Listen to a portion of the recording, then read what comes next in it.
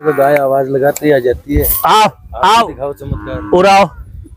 जहां भी गौशाला चलाते हैं, जिस भी गांव में चलाते हैं, उसमें आवारा गायें नहीं घूमने दें।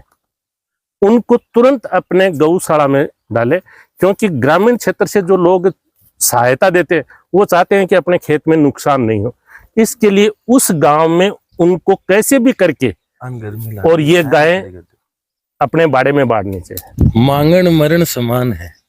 कहने का मतलब, आज 2 बच्चों का पालन पोषण एक आदमी करता है तो वो बहुत परेशान होकर के करता है। आप 200 गायों का भरण पोषण कर रहे हैं, अपनी जिम्मेवारी पे कर रहे हैं, ज्यादा कोई दान वगैरह व्यवस्था नहीं रखते हैं। हमें जा करके इन गौ सेवाओं को अपना आधार बनाना चाहिए, पुण्य कमाना चाहिए, सेवा करनी चाहिए। मन में कुछ अच्छा करने की, सत्य के मार्ग पर चलने की इच्छा हो तो अपने आप सारे रास्ते खुल जाते हैं। बस शर्त यही है कि खुद को संघर्षशील, मेहनतशील और कर्मवान होना पड़ेगा उसके लिए। नमस्कार, मैं सुभाष चौधरी और इस वक्त हम रानासर में शिवधाम गौशाला के अंदर, ये आप मेरे पीछे देख सकते हैं कि गौशाला है। यहाँ पर ये गौशाला कौन चला रहे हैं, कैसे चलती है और इस आश्रम का महत्व क्या है, वो सब हम जानेंगे। चलिए महाराज जी से मिलते हैं।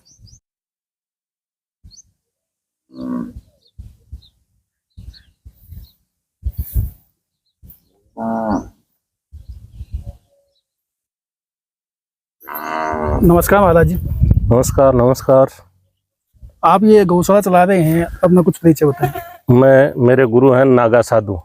मैं जूना अखाड़े से संबंध रखता हूँ और यहाँ काफ़ी वर्षों से ये आश्रम बना रखा है रानासर में। ये मेरा प्रॉपर गांव है। यहाँ पर आश्रम के साथ में गौ सेवा गौशाला कर रखी है। ये जो गौ सेवा आप चला रहे हैं गौशाला, हाँ जी, इसमें डोनेशन कहाँ से आता है? डोनेशन में सिर्फ और सिर्फ मेरे बेस पर ही, मेरे जो शिष्य हैं, मेरे साथीगण हैं, उनके द्वारा ही ये करता हूँ। मेरे यहाँ पर कोई भी सरकारी सहायता या कोई भी बड़ा भामाशाह नहीं है। सिर्फ जो मेरे साथी हैं या मेरे जो शिष्यगण हैं आश्रम के, वो ये कार्य करते हैं। यहाँ पर जो गायें हैं वो सिर्फ स्वस्थ गायें हैं या बीमार गायें भी? नहीं, हम बूढ़ी बीमार जो भी गाय होती है, कहीं की भी कोई भी गाय हो, उसको हम लेते हैं।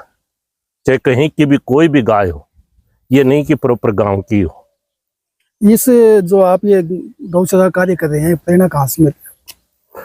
ये प्रेरणा, मैं बीकानेर रहता था। बीकानेर में गाय बीमार पड़ी थी, उसको कुत्ते खा रहे थे। उसको देखकर फिर इच्छा हुई कि गायों की सेवा करूं।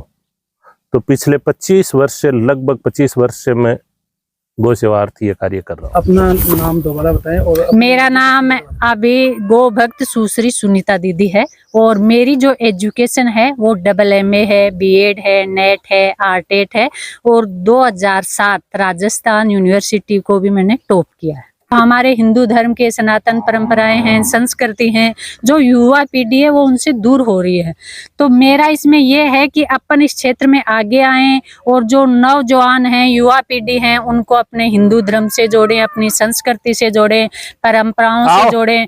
और जो गौ सेवा को, जैसे पुराने समय में गौ माता को गौ माता का माँ का दर्जा दिया जाता था, जैसे कि माँ बाप हैं वो बच्चे को पालते हैं, उसी तरह से गाय है वो हमें पालती है, अपना पोषण करती है, तो उसको भी माँ का दर्जा ही है। तो मैंने इस क्षेत्र में जैसे पूरा जीवन है, मैंने नौकरी वगैरह कुछ नहीं की। मैं चाहती तो मैं भी बहुत अच्छे से पैसे कमा सकती थी, ऐशो आराम से रह सकती थी, परंतु मैंने ये क्षेत्र चुना कि अपन इस क्षेत्र में एक युवा पीढ़ी के लिए अपना उदाहरण बनेंगे। और आप देख सकते हैं ये गौ माताएं अपने आप ही आ रही हैं और इनका कितना प्यार और दुलार है।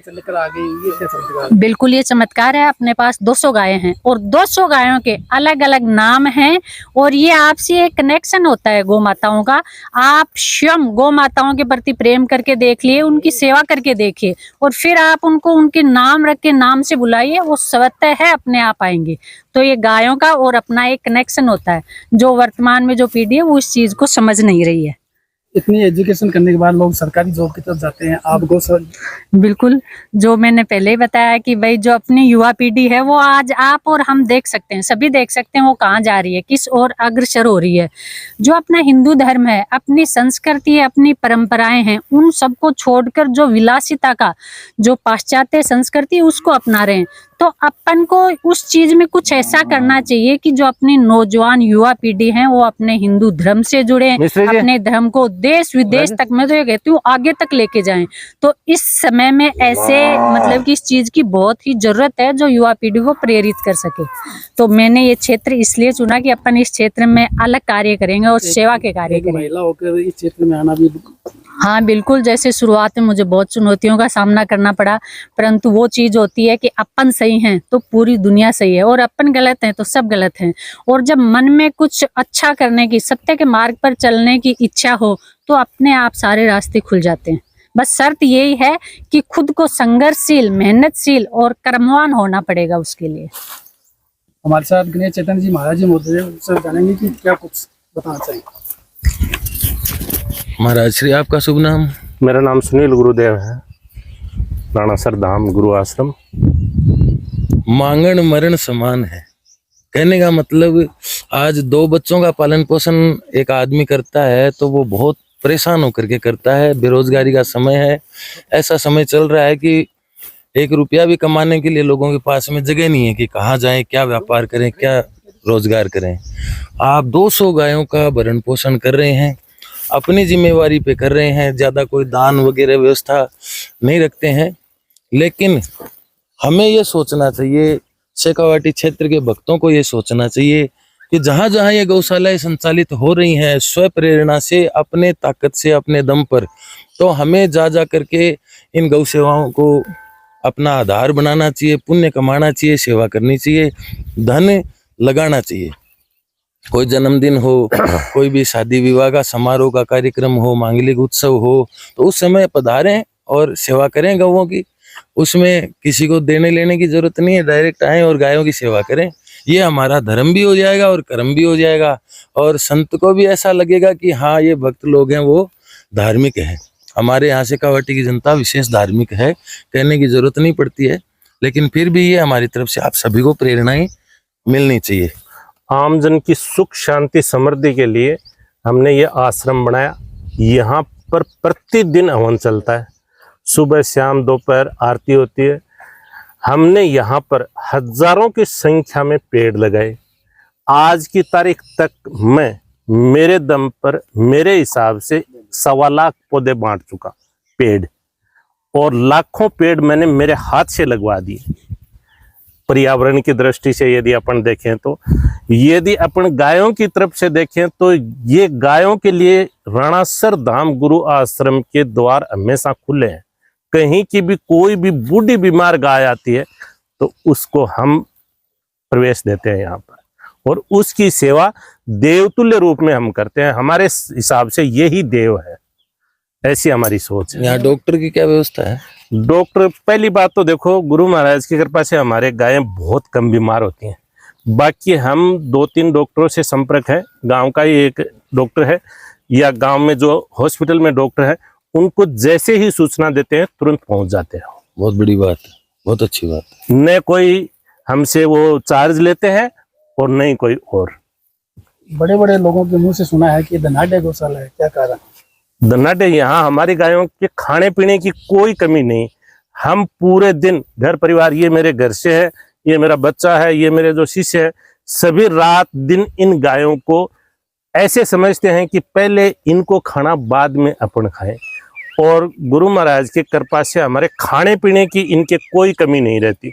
ऊपर वाला कहाँ से व्यवस्था करता है, गायों के बाग की हमारे व्यवस्था हो रही है। तो हम हमेशा ये बात कहते हैं कि झुंझुनू जिले में नहीं, हर जगह से हमारी गौशाला सबसे धनाढ्य है, क्योंकि इनके देखिए किस हिसाब से ये चारों तरफ से प्रेम भाव से, ये इसलिए है कि इनकी कोई कमी नहीं रहने देते। तो धनाढ्य तो यही होता है। क्या कहना चाहेंगे आसपास के गांव के लोगों से? मैं आसपास के गांव के लोगों से भी कहना चाहूंगा, और विशेष करके जो गौशाला चलाते हैं उनसे एक बात कहूंगा कि जहां भी गौशाला चलाते हैं, जिस भी गांव में चलाते हैं, उसमें आवारा गायें नहीं घूमने दें।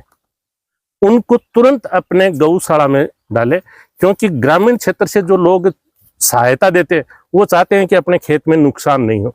इसके लिए उस गांव में उनको कैसे भी करके, और ये गायें अपने बाड़े में बांधनी चाहिए। ये हमारे सूरदास जी हैं। सूरदास जी क्यों हैं? क्योंकि ये जन्म से बिल्कुल अंधे हैं, इनको दिखाई नहीं देता है। जैसे थान है तो इसको एक जगह फिक्स कर दिया तो इसमें ये खाते हैं, और पानी पिलाते हैं तो पानी रखकर जैसे बाल्टी बजाते हैं, मतलब कि ये बोल नहीं सकते पर जो अपनी भाषा है ना उस चीज को पकड़ लेते हैं। तो जैसे पानी लाएंगे उसमें स्वतः पानी पी लेते हैं। एक जगह इनको इसलिए रखा है, बाहर व्यवस्था कर रखी है कि ताकि इनके कोई दिक्कत नहीं हो खाने पीने में, अंदर गायें इनको मार सकती हैं। तो ये बिल्कुल अंधे हैं हमारे सूरदास जी। साथ में हमारी एक गांधारी गौ माता भी है।